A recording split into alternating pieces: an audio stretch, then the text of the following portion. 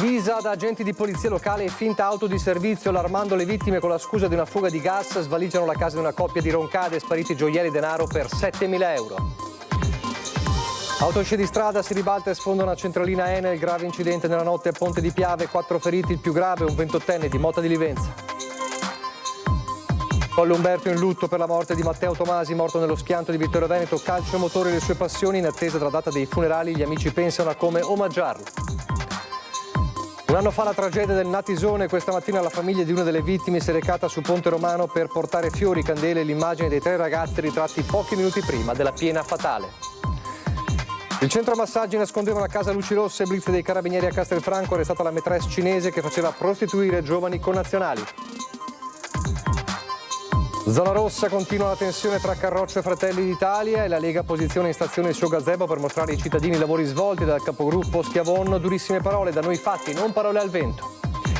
Posata a Treviso, la seconda passerella sulla penisola del Paradiso di Ponte Mazzarolli, un intervento in piena notte per non creare disagi al traffico e tra 30 giorni prevista l'apertura al pubblico. Da poco più di 2 settimane al via di esame di maturità, con la prima prova scritta quasi 8.000 studenti trevigiani impegnati nell'ultimo sforzo prima dell'università. Addio Ernesto Pellegrini, storico presidente nerazzurro, portò l'Inter dei record, campione d'Italia del 1989, a giocare a Mogliano. Telespettatori di Antena 3, buonasera e ben ritrovati. Il telegiornale di Treviso, in primo piano ancora un caso di truffa ai danni di persone anziane, addirittura questa volta i malviventi hanno finto di essere agenti della polizia locale, hanno derubato marito e moglie nella loro abitazione. Quasi 7.000 euro di bottino, successo a Vallio di Roncade. Divisa della polizia locale con tanto di cinturone e arma, auto con le scritte, si sono presentati così al cancello di una villetta dove abitano 2 coniugi, 79 anni lui, 74 lei, in via per Monastiera, Vallio di Roncade, poco dopo le 9 del mattino. Un copione, quello messo in atto dai truffatori, che purtroppo si ripete. Mentre 2 complici attendono in macchina, il finto agente suona il campanello annunciando all'anziano una grave emergenza all'impianto idrico. A raccontare l'accaduto il figlio che vive accanto. Problemi all'acqua. C'è il piombo, rischia di esplodere tutto, dobbiamo controllare e tutto il resto. Quindi mio padre gentilmente ha aperto il cancelletto per vedere sul contatore dell'acqua se era tutto a posto e ovviamente come nel momento in cui gli ha dato un dito loro si sono presi il braccio, sono entrati subito e bisogna staccare tutte le prese perché c'è il rischio di esplosione, c'è questo, c'è quest'altro, finché bombardandolo di pericoli, quindi mettendolo in uno stato di paura, mio padre li ha seguiti in tutto e per tutto. Con una sorta di rilevatore in mano, il sedicente vigile finge di rilevare il problema nella casa e allarma il proprietario paventando il rischio di esplosione ed agitandolo sempre più. Dopo da una persona ne è arrivata un'altra, entrambi di corporatura importante e quindi non ha fatto altro che seguirli alla lettera. Ha preso l'oro, lo ha messo in frigo perché in frigo doveva essere al sicuro e fino a che mia mamma che era in camera ha sentito un po' tutti questi discorsi, quindi ha chiamato la sua amica, la vicina di casa, per sapere se c'era lo stesso problema anche a casa sua. Sentendo la telefonata che avrebbe potuto smascherarli, i 2 truffatori si allarmano, salgono al piano di sopra e strappano il telefono di mano alla donna. Quindi hanno cominciato a essere molto più nervosi e a cominciare a usare un po' le mani, semplicemente dando delle spinte e quant'altro, e finché mia mamma è riuscita a prendere, uscire e a chiamare altri vicini e loro hanno spinto mio padre, hanno preso il tutto e se ne sono andati. I 2 sono quindi fuggiti a bordo dell'auto condotta dal terzo complice con un bottino tra oro e denaro di circa 7.000 euro. Parlavano con accento del nord Italia, molto determinati, probabilmente avevano tenuto d'occhio l'abitazione aspettando che il figlio e altri parenti che vivono vicino fossero fuori. 2 episodi analoghi di truffa, uno andato a segno, l'altro no, sono stati segnalati anche nel vicino comune di Musile di Piave. Potrebbe trattarsi degli stessi malviventi che stanno battendo la zona. L'episodio è stato denunciato ai carabinieri che ora conducono le indagini. Truffe dunque, soprattutto agli anziani, come sappiamo, in un aumento esponenziale anche nella Marca, sempre più sofisticate. Abbiamo sentito in questo servizio con le finte divise da vigili, cinturone, addirittura la finta auto di servizio. L'appello che viene dal sindaco ma anche dal presidente dell'associazione Furti in Corso è sempre quello di dubitare, di accertarsi con chi si ha a che fare.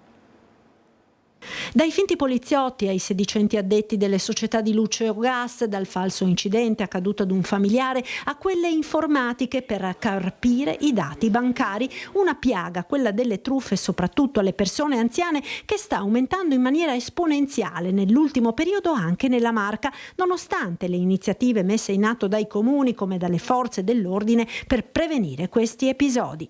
Anche quest'inverno noi avevamo fatto dei pomeriggi informativi in collaborazione con la compagnia dei Carabinieri di Treviso e ne faremo anche degli altri. Speriamo che le indagini facciano il proprio corso e che i malviventi vengano presi, come è già capitato recentemente, dove è stato preso un malvivente che aveva agito ai danni di una donna di Roncade e di altri cittadini nel Trevigiano. Di qui l'appello del sindaco di Roncade. Non aprite a nessuno, è brutto da dire, ma non possiamo fidarci di nessuno.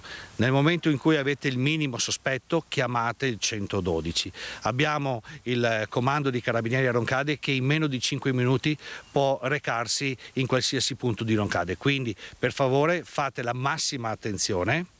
Questi sono malviventi che non guardano in faccia a nessuno, sono spietati, agiscono sulle debolezze delle persone e sulla fiducia delle persone, pertanto non fidatevi, anche perché noi come amministrazione non chiederemo mai di prendere preziosi o altro, la stessa cosa la Polizia e i Carabinieri, quindi chiamate il 112. Un appello condiviso sulla pagina Facebook dell'associazione Furti in Corso dal presidente Cristian Demma. Anche se vi bussano e vi suonano i carabinieri, prima di aprire e dargli l'accesso alla casa, chiamate il 112 immediatamente e chiedete se effettivamente c'è una macchina. Quindi mi raccomando, date questo video ai vostri genitori e ai vostri nonni, giratelo il più possibile. E poi c'è chi sceglie la via più breve rispetto alla truffa, la rapina vera e propria. Sempre un anziano, in questo caso vittima, era successo a Pieve del Grappa nel 15 maggio, quindi 2 settimane fa. In questo caso fortunatamente arrestato il responsabile. Lo scorso 14 maggio un 83enne di Pieve del Grappa era stata rapinata mentre si trovava in centro paese, a poca distanza da casa, in pieno giorno, da un individuo che era scappato subito dopo il colpo. Da allora, dopo la denuncia della vittima, i carabinieri hanno avviato una serie di indagini, raccogliendo elementi e testimonianze per risalire all'autore del crimine. In un paio di settimane sono riusciti a identificare un 33enne residente anche lui nel Trevigiano, a Cavaso del Tomba. L'uomo, con precedenti specifici, è stato rintracciato e arrestato nella sua abitazione in esecuzione di un'ordinanza di custodia cautelare in carcere emessa dal GIP. Per lui si sono spalancate le porte della casa circondariale di Treviso. Gli incidenti stradali, l'auto che esce di strada si ribalta nella carambola, sfonda anche un quadro elettrico dell'Enel a poca distanza dalla strada, il drammatico schianto nella notte a Ponte di Piave, il 28enne conducente della vettura con a bordo altre 3 persone ha perso il controllo del veicolo poco dopo le 2 per causa in fase di accertamento. Sul posto i vigili del fuoco, i carabinieri e il SUEM. Dei feriti estratti dalle lamiere, 3 sono stati trasportati al pronto soccorso dell'ospedale di Oderzo, mentre il conducente, il più grave, di Motta di Livenza, è stato trasferito all'ospedale di Treviso con l'eli soccorso. Intervenuto anche il personale di Enel per il ripristino del quadro elettrico danneggiato, come vedete nelle immagini che sono purtroppo molto chiare di quanto accaduto. C'è intanto una comunità, quella di Colle Umberto, che è in lutto per la tragica morte di Matteo Tomasi. L'abbiamo raccontato ieri, il 25enne che ha perso la vita nello schianto della sua moto contro il SUV a Vittorio Veneto. In attesa di conoscere la data dei funerali, gli amici pensano a come omaggiarlo. Le sue passioni erano il calcio e la moto.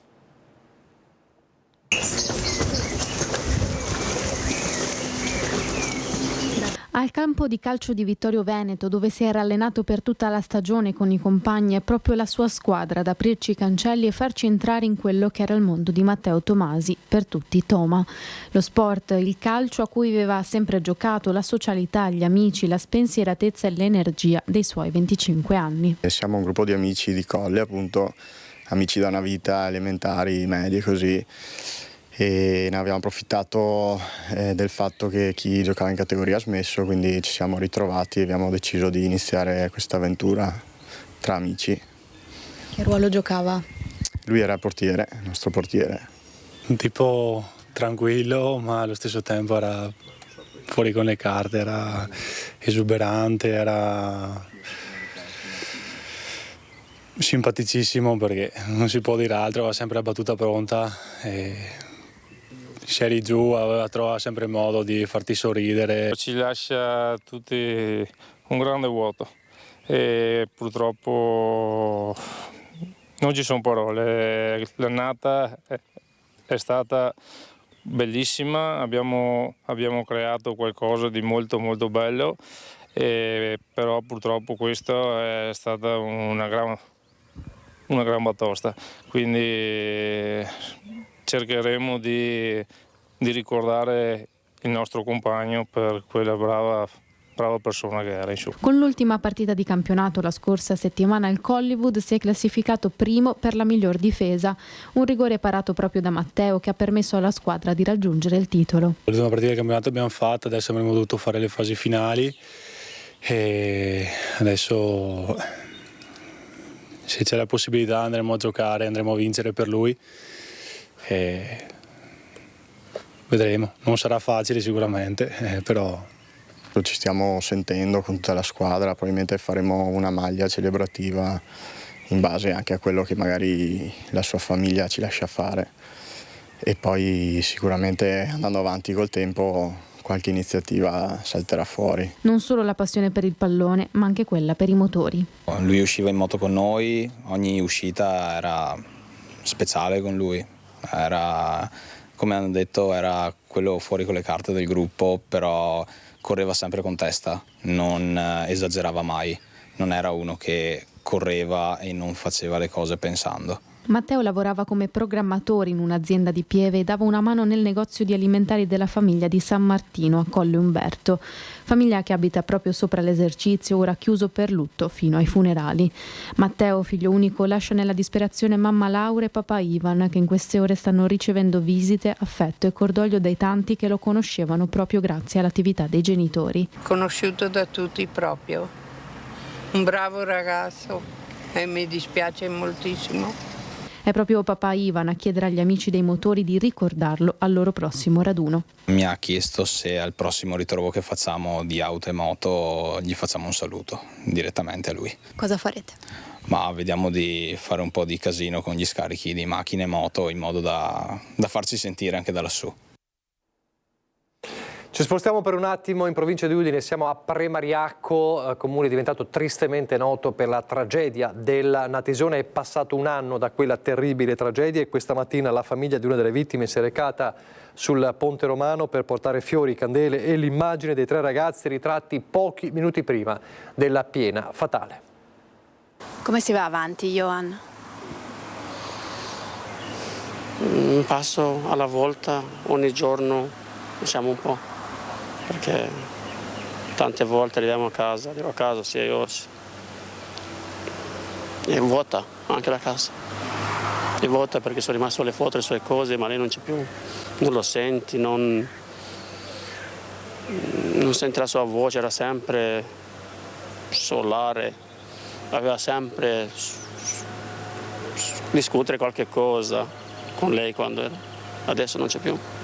Ha attaccato con cura le foto della figlia Patrizia e degli amici Bianca e Christian, papà Johan, sistemando fiori e candele. Sullo sfondo il Natisone limpido e placido non sembra minimamente quello che esattamente un anno fa ha travolto e ucciso i 3 ragazzi. Il dolore invece è lo stesso, anzi più forte che mai, e si mescola alla rabbia di 2 genitori che non trovano pace. Questo è un posto maledetto. Per me qua non dovrebbe stare persone anche adesso sulla spiaggia. Per me non dovrebbero. E lo ripeterò finché avrò vita, non dovrebbe. Questo posto dovrebbe essere chiuso, visto che tutti sanno quanto è pericoloso e nessuno non ha fatto niente e continua a non fare niente. Cioè, sento oggi che mia figlia e i suoi amici sono morti in vano, non ha servito a niente. Cioè, non ha servito a mettere altri cartelli, pericolo di piena, chiudere questo, cioè non ha servito a niente. Cioè, è straziante, un anno senza di lei che ci ha tolto la vita pure a noi. Cioè, noi siamo morti con lei, viviamo solo che respiriamo e basta. C'è qualcosa che ti ha dato tanto fastidio in questo anno? Sai, sono tutti i commenti gratuiti che chi non ci conosce, non conosceva i ragazzi, dicono la loro. Ma a me mi fa più male perché tutti dicono che loro non dovevano essere là, che loro sono venuti non su un fiume, loro sono venuti a Premariacco Beach. Cioè, se c'è la ricerca su Google di mia figlia è Premariacco Beach, non fiume Premariacco.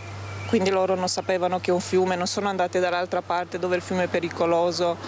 Quindi è questo che succede, che è sempre colpa del morto.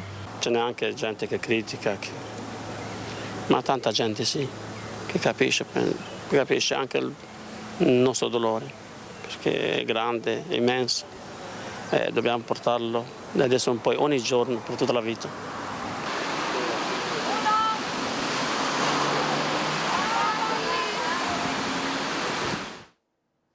Torniamo dalla Marca con il blitz dei carabinieri nella notte in via Carpani a Castelfranco, nel mirino un centro massaggi che nascondeva una casa a luci rosse. Arrestata una cittadina cinese residente a Brescia con precedenti, ritenuta responsabile di sfruttamento della prostituzione. All'interno dei locali 3 giovani connazionali della donna risultavano dediti alla prostituzione con la supervisione e la gestione diretta della donna appunto arrestata, che prevedeva evidentemente anche la riscossione delle somme dei clienti. Le indagini hanno accertato che il centro offriva prestazioni sessuali a pagamento pubblicizzate anche attraverso specifici siti internet dove si trovava anche il numero di telefono della donna che è stata arrestata. L'immobile, come vedete nelle immagini, è stato sottoposto a sequestro. A Conegliano invece fiamme all'ex Safari Club, locale che è inagibile da anni e abitato abusivamente. Incendio doloso che è stato domato in pochi minuti dai vigili del fuoco. Incendio all'ex Safari Club di via Manina Conegliano. Il locale, inagibile da anni, è in realtà abitato da giovani senza fissa dimora di origine senegalese che nell'edificio abbandonato hanno trovato rifugio. Le fiamme, stando a quanto riferito dagli inquilini abusivi, sarebbero divampate perché un uomo, già noto alle forze dell'ordine in paese, avrebbe acceso un acceleratore che ha poi causato l'incendio. Sul posto sono giunti polizia locale, carabinieri, polizie e vigili del fuoco per domare l'incendio e mettere in sicurezza la strada prospicente. Lo stabile si trova a pochi passi dal luogo del blitz congiunto di carabinieri e polizia locale con il maxi sequestro di droga avvenuto a inizio aprile scorso. Nel novembre di 2 anni fa lo stesso edificio è stato interessato da un'operazione di sgombero di 9 persone che vi risiedevano abusivamente. Nell'incendio nessuna persona è rimasta ferita. Indagini in corso. Allora torniamo a Treviso per parlare però sempre di sicurezza. La zona rossa resta tema di alta tensione, l'abbiamo raccontato anche ieri, tra gli alleati a Cassugana, tra Lega e Fratelli d'Italia, e il Carroccio non a caso evidentemente oggi ha posizionato il suo gazebo proprio all'interno della zona rossa in via Roma, vicino alla stazione, per mostrare ai cittadini i lavori di riqualificazione svolti e la presenza delle forze dell'ordine. La polemica continua, sentite. Non dobbiamo rispondere nulla e non rispondo nulla da Campora, noi pensiamo ai fatti e non alle parole. La Lega torna ai gazebo e Treviso sceglie via Roma, la zona rossa al centro della spaccatura, quella più recente almeno, in seno alla maggioranza di Cassugana. Posizionarsi qui ha un duplice significato, spiega il capogruppo Schiavon. Politico, per evidenziare che la Lega è presente sul territorio ai fini della sicurezza, per dare supporto anche alla zona rossa, amministrativo anche per far vedere tutti i lavori, tutto il rifacimento del quadrante, compresa la stazione, che stanno avvenendo da adesso al prossimo anno. Da Fratelli d'Italia solo chiacchiere, dice in buona sintesi Schiavon. Prima Alberto Ciamini, poi Davide Acampora hanno chiesto di ampliare lo spazio sorvegliato speciale e di modificare la definizione di zona rossa, foriera a quanto pare di equivoci, in zona urbana ad alta sorveglianza. Il sindaco Conte non ha gradito e l'ha detto sonoramente: qualcuno è a caccia di voti. Io ho ricevuto da parte del sindaco Conte dei rimproveri che sinceramente non comprendo. Ho ricevuto critiche dal punto di vista che io cerco voti, ma non è che cerco voti, io parlo con la gente e con i commercianti e quello che ho detto è quello che mi hanno chiesto loro di fare. Quando io vedo che ci sono troppi interlocutori all'interno di un movimento politico, mi domando se c'è una difformità di vedute, perché noi parliamo col capogruppo, eventualmente gli organi politici parlano con i segretari, i presidenti, ognuno ha i propri o i coordinatori, però che un consigliere esca su temi del genere probabilmente deve capirsi all'interno del proprio partito. Forse le regionali stanno arrivando e ognuno cerca di prendere uno spazio proprio. Conte cerca di andare oltre ma ribadisce di fatto la linea della severità. Per me la polemica è chiusa, anzi non doveva nemmeno mai iniziare, e lavoriamo per il bene dei cittadini, per la sicurezza della nostra comunità, senza ulteriori divisioni, senza ulteriori provocazioni, perché non servono a nessuno e la gente francamente non le capisce e non le gradisce. Di contro, la Lega non intende farsi scippare dai meloniani un cavallo di battaglia come la sicurezza, e in Consiglio sarà a breve presentata un'interrogazione per rispolverare il progetto del controllo di vicinato e non solo. È fondamentale poi che a livello governativo il nostro sindaco sproni il ministro Nordio a far sì che quella famosa certezza della pena che tanti cittadini non sentano possa essere più sentita, quindi cambiare un po' l'orientamento normativo e far sì che ci sia veramente la certezza della pena. E intanto proprio a Treviso questa notte, per non creare disagi al traffico lungo il PUT, è stata posizionata la seconda passerella sull'isola del Paradiso di Ponte Mazzaroli, e tra 30 giorni sulla penisola del Paradiso di Ponte Mazzaroli, e tra 30 giorni è prevista l'apertura al pubblico. Il ponte sarà completato e transitabile a fine giugno. Quindi ancora una trentina di giorni e i cittadini potranno godersi l'estate al fresco della penisola del Paradiso, dove il Botteniga diventa Cagnan e parte delle sue acque corrono all'esterno delle mura di Treviso tra il varco di San Bartolomeo e Porta Filippini. Nella notte la posa della passerella che collega la passeggiata pedonale di Viale Cairoli a quel lembo di terra fino ad ora territorio esclusivo di conigli, anatre e cigni. L'abbiamo posata, l'abbiamo varata, la passerella di 21 metri, 18 tonnellate, quindi era posata in opera, quindi è stato un pezzo unico. È l'elemento essenziale per la continuità della passeggiata golenale nel più ampio lavoro e progetto di riqualificazione del sistema bastionato e delle mura di Treviso. Grazie a questa passerella e a quella già posata nel settembre del 2023 si potranno ammirare da vicino i restauri delle mura in un percorso che collega la penisola del Paradiso ai giardini già rinnovati dedicati a Giuseppe Mazzotti con relative strutture per bambini. Sono già tornati, ne metteremo ancora, a metà giugno sono previste altre 2 altalene, anche un certo rimessaggio dei giochi e anche la continuità dei vialetti. Pochi istanti di pubblicità, poi di nuovo in diretta.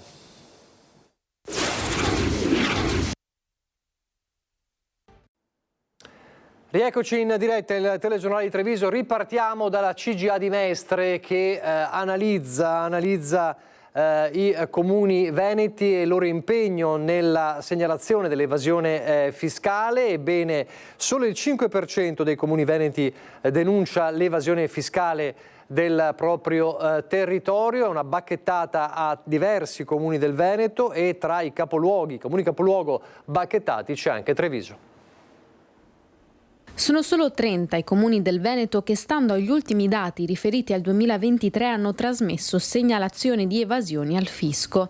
Su 563 comuni, dunque, solo il 5,3% ha denunciato evasioni fiscali. Lo studio della CGA di Mestre racconta che con le segnalazioni inoltrate le 30 amministrazioni venete hanno rimpinguato le loro casse per oltre 150.000 euro. Dati che fanno riflettere anche in una regione in cui, seppur esista, l'evasione fiscale è abbastanza contenuta. Ai comuni che segnalano all'Agenzia delle situazioni di infedeltà fiscali riguardante IRPEF, IRES, IVA, le imposte di registro, ipotecarie e catastali viene riconosciuto un importo economico del 50% di quanto accertato. Tra quelli veneti è Verona il comune che ha incassato di più dalla lotta all'evasione, ottenendo quasi 33.000 euro. Seguono Venezia con 22.416 euro e Peschiera del Garda con circa 18.000. Il colpo d'occhio cade sui capoluoghi di provincia come Belluno, Rovigo e Treviso, che non hanno incassato nulla, lasciando intendere che non abbiano inoltrato nessuna segnalazione qualificata al fisco. Duro il commento della CGA, che però non imputa colpi ai comuni che troppo spesso non hanno sufficiente personale che possa svolgere attività di analisi. Se a parole tutti sono giustamente scandalizzati e pronti a contrastare ogni forma di evasione, nei fatti le cose stanno diversamente. Anche coloro che potrebbero intervenire per combatterla, persino guadagnandoci economicamente, fanno finta di non vederla o peggio ancora si girano dall'altra parte, come ad esempio la quasi totalità delle amministrazioni comunali del Veneto, Certo, qui da noi l'evasione, il lavoro nero e l'abusivismo edilizio hanno dimensioni contenutissime, ma se solo 30 comuni su 563 hanno segnalato al fisco delle anomalie, vuol dire che c'è qualcosa che non va. Una piattaforma per fare rete tra le tante anime dell'autonomismo veneto a Resana, il laboratorio con l'obiettivo di creare tra i movimenti unità di azione. Sono molto arrabbiato, arrabbiatissimo potrei dire, perché dopo anni e anni siamo ancora qui a parlarci di autonomia, una cosa che è appunto ridicola a livello nazionale. Per fortuna sono veneto, proprio cerco di tenere duro. Metti una sera a Resana per parlare di quell'autonomia che c'è soltanto sulla carta. 2017, un referendum e milioni di voti per il sì che si perdono nel tunnel della politica romana. Questo è il giudizio netto di chi ora cerca la via della rete dei movimenti per far sentire la sua voce. La proposta nasce da Leopoldo Bottero di Patto per l'Autonomia, che ha incontrato in questo periodo ben 15 diversi gruppi di autonomisti dei vari territori, facendo nascere una piattaforma unitaria già sottoscritta da Indipendenza Veneta, Prima il Veneto e Patto per l'Autonomia. Il passo successivo, condividere la piattaforma con i singoli cittadini per creare una vera e propria rete di collegamento. A Resana le prime adesioni durante una serata organizzata per discutere dell'attuale impasse nazionale. Leopoldo ha un grande sogno, che è quello di mettere insieme tutte le risorse, le energie, le persone che vogliono l'autonomia, che vogliono avere il federalismo. Politica ed economia si intrecciano in questo rebus che vede sullo sfondo il paradosso europeo. Com'è possibile che ci sia un paese come Malta che ha 300.000 abitanti, che ha un commissario europeo, che ha un ministro europeo? Noi non l'abbiamo, noi abbiamo uno solo, che è Fitto, per un paese di 60 milioni di abitanti. E invece Malta che ne ha uno per 300.000 abitanti.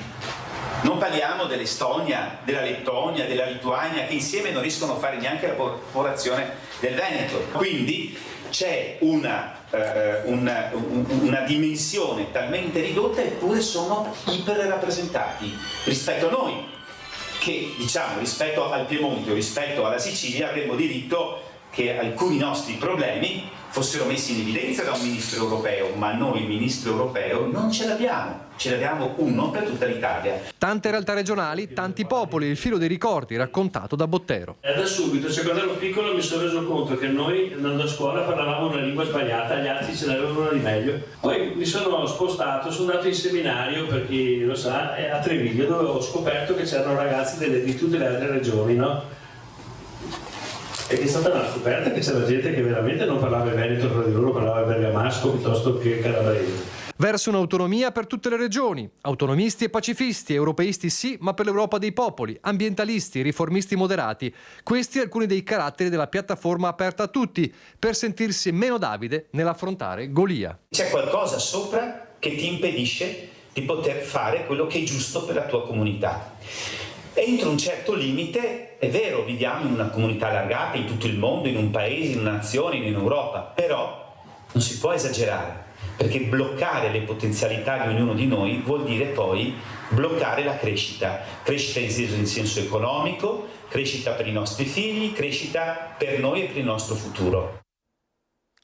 La scuola adesso, perché ancora qualche settimana gli studenti del Veneto e della Marca saranno impegnati negli esami di maturità, prima riunione della commissione il 16 di giugno con insediamento dei commissari, poi il 18 di giugno prima prova scritta come sempre per tutti, una prova di italiano e 6 ore di tempo per svolgerla. In Veneto sono 34.372 le studentesse e gli studenti delle scuole statali e 3.666 quelli delle paritarie che sosterranno l'esame. Sono in diminuzione le statali, meno 2.978, in aumento invece le paritarie, più 1.583. Il maggior numero di studenti in entrambi i casi si registra in provincia di Treviso della Marca, con 7.411 nelle statali e 390 nelle paritarie. In totale quasi 8.000 studenti trevigiani che sono ai nastri di partenza, come si suol dire, per gli esami di maturità. Siamo allo sport adesso, ci sono tanti interisti ma anche tutti appassionati insomma, di calcio in attesa della finale di Champions tra Inter e Paris Saint-Germain a Monaco, ma è un giorno triste per gli interisti. La notizia è quella della scomparsa di uno storico presidente nerazzurro come Ernesto Pellegrini, che guidò i nerazzurri dal 1984 al 1995, fu lo storico presidente dell'Inter dei record del 1989 dei tedeschi, diciamo, l'Inter dei record di punti, e un imprenditore importante che aveva anche un rapporto stretto con il Veneto e che portò la sua Inter dei record anche a Mogliano.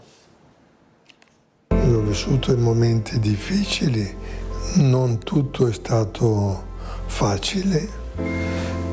La fede ti aiuta sempre in tutto e quindi cosa dire di più? Quando c'è la fede c'è tutto. In questa frase c'è tutta l'essenza di Ernesto Pellegrini, dell'uomo prima che del presidente, del grandissimo imprenditore, morto all'età di 84 anni. Presidente dell'Inter dal 1994 al 95, ha conquistato uno scudetto dei record, 2 Coppe UEFA e una Supercoppa italiana. Aveva il Veneto nel cuore e per questo portò l'Inter di Giovanni Trapattoni, in procinto di laurearsi campione d'Italia nel 1989, a giocare a Mogliano una partita amichevole per inaugurare una mensa degli assicurazioni generali. Non ho scelto di fare l'imprenditore nella ristorazione, ma è stato un caso. Io ho accettato subito, pur non conoscendo neanche come si accendeva un forno. Ernesto è stato una persona unica ed indimenticabile. Alle persone a cui ha voluto bene è stato capace di dare tutto, non solo il superfluo, l'eccellenza, ma tutto ciò che possedeva e aveva a disposizione in termini di valori e sentimenti che portava nel cuore. La famiglia, la moglie Ivana, la figlia Valentina con Alessandro, i 2 nipoti, il suo faro e caposaldo, oltre ad una fede concreta e solida. Abbiamo raggiunto dei numeri importantissimi. Ho sentito proprio il bisogno morale di restituire qualcosa a chi è stato meno fortunato di me. Quindi ho creato prima la fondazione e poi Ruben, che è un ristorante solidale che dà da mangiare ogni sera a 300 persone che per dignità pagano €1.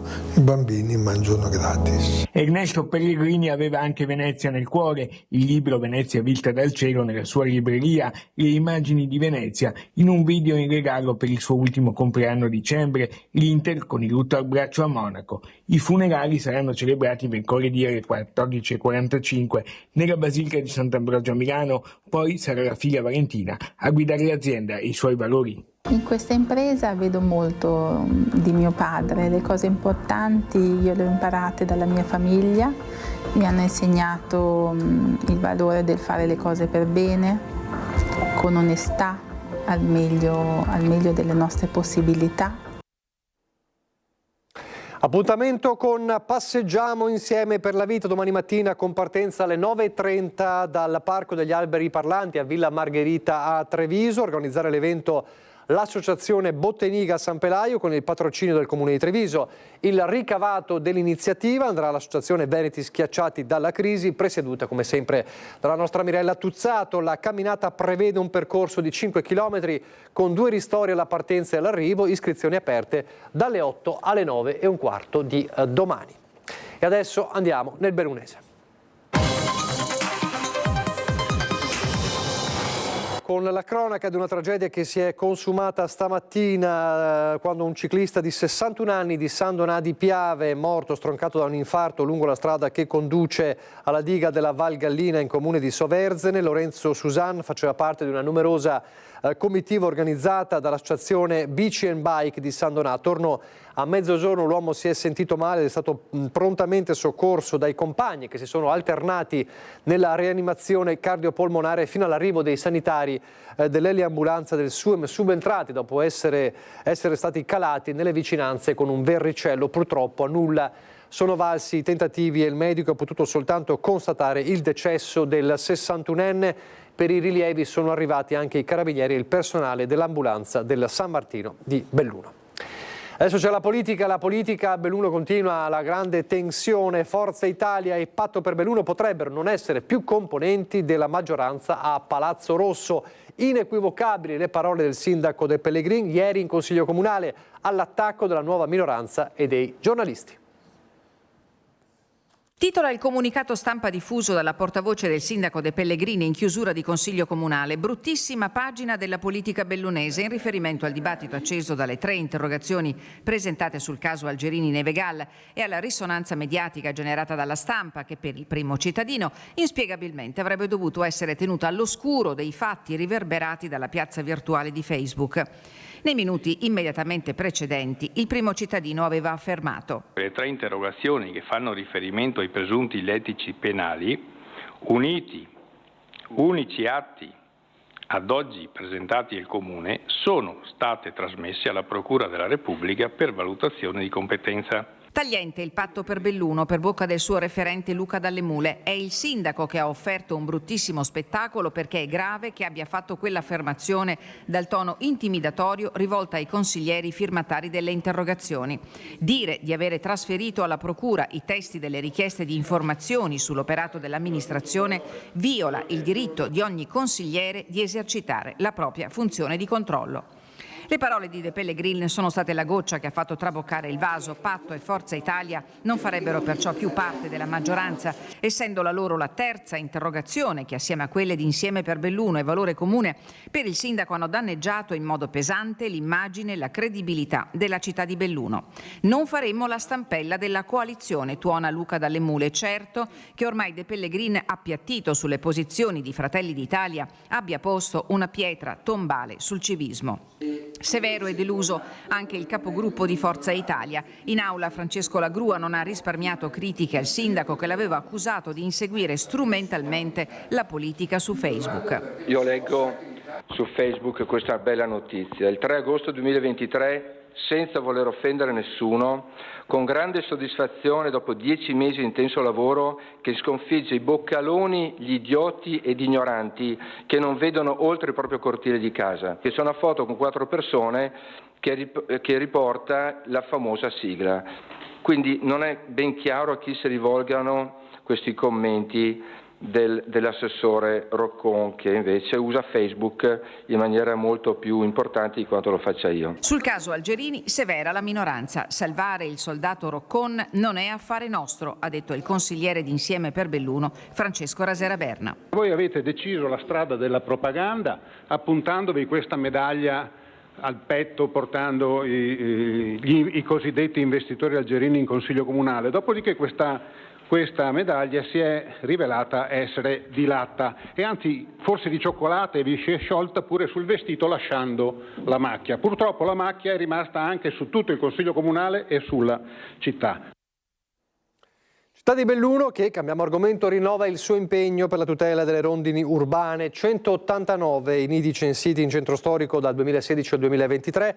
Grazie al lavoro delle associazioni ambientaliste e il supporto della Polizia Provinciale per limitare i disagi che i nidi possono provocare nei confronti della cittadinanza e per segnalarne la presenza, sono stati posizionati ombrelli e tappetini protettivi in alcune zone del centro storico, un atto simbolico per celebrare il profondo legame che unisce la nostra città alla natura, afferma l'assessora Lorenza Dekunovic, che nell'occasione della posa di ombrelli e tappetini ha detto che non si vogliono allontanare le rondini ma cercare un equilibrio tra la convivenza urbana e il rispetto del decoro degli edifici. Potrebbe diventare itinerante il musical benefico che andrà in scena stasera al Centro Culturale Lazzari di Sette Ville. Sul palco una storia di dolore e di rinascita per sostenere le pazienti oncologiche. Un viaggio attraverso la sofferenza preceduto da una diagnosi di tumore, ma anche la forza per lottare grazie alle cure mediche e alla vicinanza di tanti amici.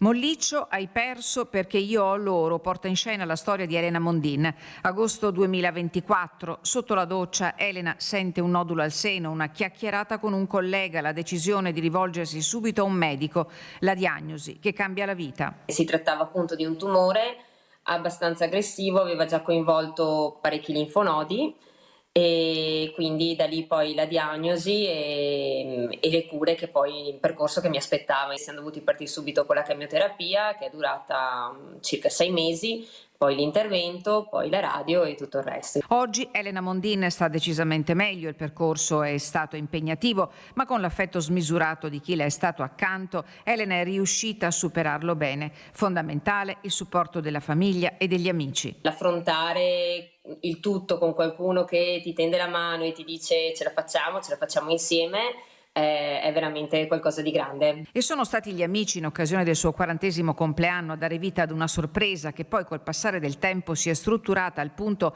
da diventare uno spettacolo, un musical pronto a decollare, a diventare itinerante, con il supporto dell'associazione Una stanza per un sorriso, che sostiene i pazienti oncologici e dona parrucche di capelli veri alle donne che affrontano la chemioterapia. Quando si perdono i capelli si perde una parte di identità, la donna soprattutto, sicuramente sarà così anche per gli uomini, ma a maggior ragione per una donna. Per me, che li avevo lunghi a metà schiena, è stata una cosa molto impattante. Elena Mondin è stata sostenuta dalle volontarie dell'associazione, che le hanno fatto avere una parrucca con il suo medesimo taglio, colore e piega dei capelli. Eccezionali, dice ancora commossa. Cosa diciamo secondaria ma non meno importante, questa associazione si fa carico del 75% del costo della protesi cranica, della parrucca, perché forse non tutti sanno, ma le parrucche di capelli veri hanno costi davvero molto elevati. Da qui l'idea di fare qualcosa di concreto per sostenere l'associazione e con essa tutte le donne.